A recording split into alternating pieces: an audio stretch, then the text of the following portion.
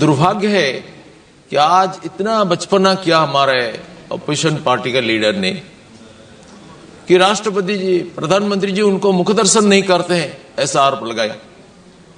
क्या बकवास है सर, प्रधानमंत्री क्यों उनका मुख दर्शन करेंगे? ये तो दर्शन करने लायक नहीं है। लोकतंत्र के हत्यारा जिन्होंने संविधान को लेकर के संविधान का अपमान करते आए हैं, उनका मुख दर्शन क्यों करेंगे माननीय प्रधानमंत्री जी? देश के लिए समर्पित प्राण माननीय प्रधानमंत्री जी ऐसा लोगों का मुख दर्शन क्यों करेंगे? सर, ये 1975 में जो आज संविधान को पकड़ करके चलते हैं, वो उस खानदानी से वो विलन करते हैं जिस खानदानी ने हमारा संविधान का अपमान किया था। माननीय सुप्रीम कोर्ट का राय का उल्लंघन करके निर्लज्जता पूर्वक संविधान का संशोधन किया और अपना कुर्सी बचाने के लिए ही किया है, बार बार किया है, और उनके पिताजी भी कई बार किया है। ऐसा खानदानी से ऐसा व्यक्ति को मुख दर्शन करना बहुत जरूरी नहीं है। इमरजेंसी जारी करके गणतंत्र का आत्मा को हत्या किया है उन्होंने।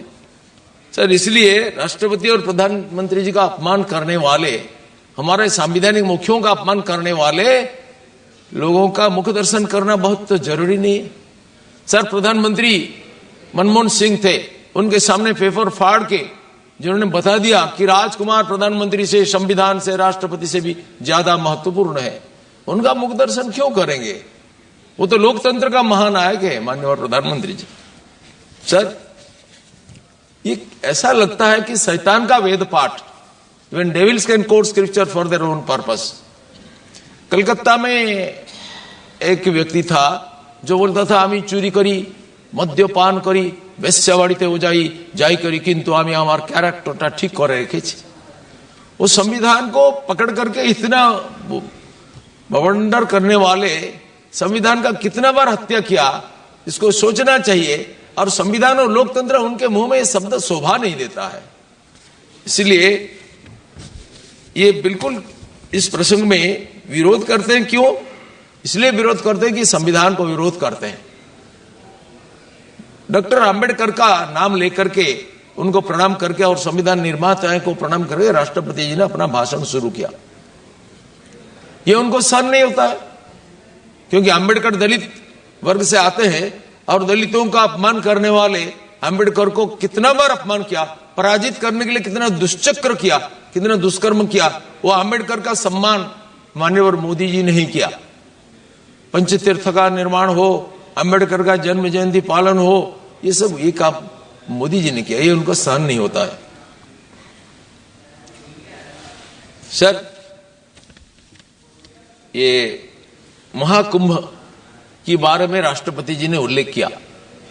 ये महाकुंभ हमारा सनातन आत्मा का, भारत का आत्मा का प्रतीक है। 144 साल बाद ये दुर्लभ महाकुंभ आया। सर, कुंभ मेला जैसा कि मिनी भारत का प्रतीक है। संपूर्ण विश्व का लोग इसमें आते हैं। विश्व का सबसे बड़ा मेला महाकुंभ न केवल एक मेला है, ये त्रिवेणी संगम पर, गंगा यमुना सरस्वती जी का संगम पर ये जो मेला होता है, ये संत गंगा, ज्ञान गंगा और अध्यात्म गंगा का त्रिवेणी भी सूक्ष्म रीति से इधर होता है। लाखों साधु संत, भिन्न भिन्न वर्ग के लोग, हर एक संप्रदाय के, शैव शाक्त गाणपत्य पंचरात्र वैखानस वेदांती, सब प्रकार का संप्रदायों का लोगों का समागम होता है।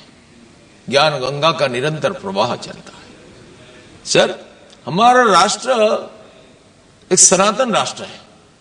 कोई सोशल कॉन्ट्रैक्ट थ्योरी के द्वारा इसका आविर्भाव नहीं हुआ है। पतित पावनी गंगा जैसा हिमालय की गिरी गुफा से निकल करके कहां कल कल छल छल निनादिनी, कहां भीमकांत गर्जन में सारा धरित्री को प्रकंपित करते हुए वही पार्श्वस्थ भूमि को शीतलता, स्निग्धता, पवित्रता प्रदान करती आती है और अंत में सागर में पतित होती है। ऐसा हमारा सनातन राष्ट्र चिंतन, हमारा वैदिक सनातन ऋषियों की ध्यान से निकलता है और ये राष्ट्र सनातन है। ये राष्ट्र कभी प्राचीन नहीं होता है। ब्रजेंद्र नाथ सील महोदय ने लिखा है, India is ever ageing but never old. ये प्राचीन है परंतु आज भी हिमालय जैसा सनातन अनंत तारुण्य से अक्षय तेज में भारत माता विद्यमान है।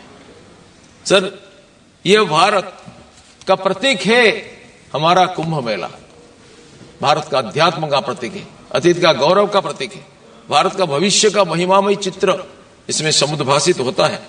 ये वही भारत है जो वैदिक ऋषियों से लेकर के ऋषि दयानंद तक, बुद्ध से लेकर के नागसेन तक, चैतन्य से चंद्रधर तक, महाराणा प्रताप से प्रतापादित्य तक, और समर्थ स्वामी रामदास से रामकृष्ण विवेकानंद तक, राजा अश्वपति और अश्वघोष से श्री अरविंद तक, करोड़ों ऋषि मुनि साधु संत योद्धा राष्ट्र नायकों का पवित्र पदरज में पवित्र करत हुआ है। इस पावन भूमि को हम बंधन करते हैं, इसका बिंदु बिंदु भूमि यज्ञ भूमि है। लेकिन जिन्होंने इस भूमि को बेचा, जिन्होंने अपना स्वार्थ के लिए देश को तोड़ा, कोई राजनीतिक, भौगोलिक, अर्थनैतिक, सांस्कृतिक आधार पर नहीं है, सांप्रदायिक अधिकार पर जिन्होंने इस देश को तोड़ा, देश के साथ गद्दारी किया है, उन्होंने आज संविधान की बात करते हैं। इनका क्या अधिकार है? सर, हिंदुस्तान पाकिस्तान से भाग नहीं हुआ, बंटन हुआ, कच्चा तिलू, वीरुवादी, 3 बीघा किसने किया? एक ही खानदानी ने किया। सर, आज ये संविधान अखंडता की बात करते, देश को तोड़ने वाला देश जोड़ने का नाटक करते। ये नाटक जनता को भली भांति मालूम है।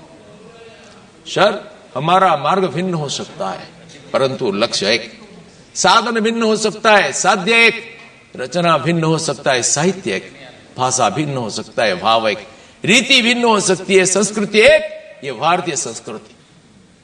सर, जिस हिंदुत्व के बारे में इन्होंने इतने बकवास करते हैं, ये हिंदुत्व ही भारतीय संस्कृति है। मनु महाराज ने बोला, यत्र नारीस्तु पूज्यते रमन्ते तत्र देवता, जहां पर नारी का पूजन होता है वहां देवता विहार करते हैं। माननीय राष्ट्रपति जी ने आज गरीब, महिला, छात्र, शिक्षक, कृषक, श्रमिक सबका कल्याण के लिए माननीय प्रधानमंत्री जी का जो आवेगपूर्ण आह्वान हो, जो प्रचेष्टा, इसके बारे में उल्लेख किया। स्वामी विवेकानंद कहते थे, our great national sin is the neglect of women and tyranny over masses, अर्थात गरीबों के पर, सामान्य जनता पर जो अत्याचार, जो अवहेलना और महिलाओं के प्रति जो अवहेला, ये हमारा राष्ट्र का पाप है। आज माननीय मोदी जी की प्रचेष्टा से भारत में महिलाओं का सम्मान बहुगुणित हो गया है, सुरक्षा बहुगुणित हो गया है। आज कोई नाबालिग पर बलात्कार के लिए मृत्युदंड की व्यवस्था है। ये तो विरोध कर रहे थे सब लोग। सर, हजारों साल पहले हमारे देश में ऐसी व्यवस्था था। कीचक ने देवी द्रौपदी का अपमान किया, उनको मृत्युदंड भीम ने दिया, और द्रौपदी के ऊपर अपमान के कारण कौरव को शवंश विनाश किया गया, मृत्युदंड दिया गया। सीता माता का अपमान का प्रतिकार के लिए रावण को शवंश निधन किया गया। यह मृत्युदंड की व्यवस्था हजारों साल पहले था, और आज भी इसको माननीय मोदी जी ने पुनः प्रतिष्ठा कर दिया। महिलाओं का सम्मान के लिए क्या कुछ नहीं किया गया। सर, कोई इक्का दुक्का घटना हो जाता है, इसका तो विरोध करते हैं, प्रतिकार भी करते हैं, इसको लेकर के उछाल करते हैं। सर, महाकुंभ में जो दुर्घटना हुआ, ये हमारा आत्मा को झकझोर दिया। सब लोग बहुत दुखी है, हम भी इसके लिए संवेदना ज्ञापन करते हैं। ऐसा घटना भविष्य में कभी नहीं हो, ये प्रार्थना करते हैं, प्रयास भी करते हैं। सर, माननीय प्रधानमंत्री जी ने हमारा राष्ट्र का गौरव बढ़ाने के लिए कितना क्या कुछ नहीं किया। हमारे राष्ट्रपति जी ने इस सब के बारे में उल्लेख किया। सर, हमारा देश अत्यंत प्राचीन देश है, और माननीय राष्ट्रपति जी ने जो लोगों का मेडिकल असिस्टेंस के लिए जो सब व्यवस्था हुआ, प्रधानमंत्री आयुष्मान भारत योजना से लेकर के सारे विषय में चर्चा किया है। Sir, highest railway line, highest tunnel, ये हमारा देश का वर्चस्व, ताकत, शक्ति का प्रमाण करता है। आज भारत भीख मांगने नहीं जाती है। आज भारत 100 से ज्यादा देशों को कोविड का वैक्सीन दिया है, हाइड्रोक्सीक्लोरोक्विन अमेरिका को दिया है। भारत का गौरव आकाश स्पर्शी हो गया है। सर, रूस यूक्रेन की वार के समय में, इतना प्रतिकूल परिस्थिति में, कोविड के समय में, प्रधानमंत्री जी अपना पुरुषार्थ के द्वारा इस राष्ट्र चेतना को जागृत करके जन भागीदारी के द्वारा अद्भुत काम किया है।